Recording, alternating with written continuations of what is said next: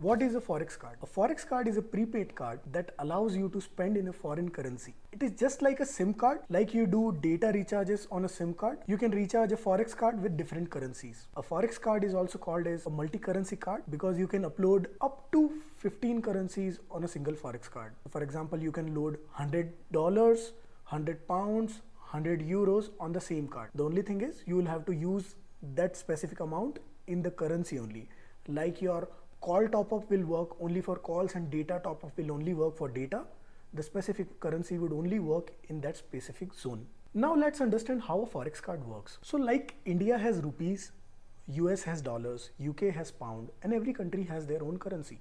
And when you travel to these countries, you need their local currency. Now how can you get this currency? So you can either go to a bank before you travel and ask for cash, but there are limits on carrying cash and cash is risky. Or you can continue using your current debit or credit card, but there might be high charges on them and they might not work internationally as well. So one of the easier option which remains is a Forex card. You can get a Forex card from any bank or a Forex agent. So let's say you went to a bank, asked for a Forex card. The agent took your details and processed the Forex card for you.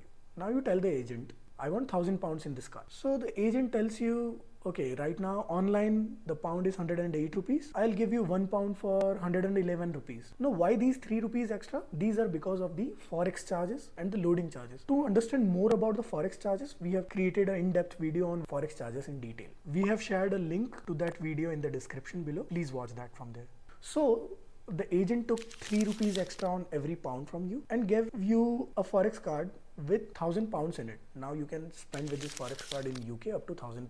Now let's get on to what are the documents required to get a Forex card. Your Aadhaar card, your PAN card, your passport, a visa copy to the country you are going to. Let's say you're going to the UK, you'll need a UK visa copy, and some of the agents might also ask for a flight ticket. So it's clear you cannot get a Forex card before you have your visa with you. So in case you need to make some spends much before your visa, you have to look for other alternatives. We'll discuss about them in this video. So how do we save on these charges? Which is the best Forex card? In my personal opinion, you should look for a card with no annual maintenance charges, zero or low Forex markup. So one of such better option is a Niyo card, which has no joining or annual charges, which has zero loading or unloading charges and zero Forex markups. How to get a Niyo card?